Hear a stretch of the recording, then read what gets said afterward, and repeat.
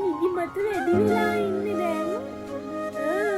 දැන් මම වෙන කල්පනාවක ඉන්නේ, මං දිව්‍ය ලෝකේ ඉන්නේ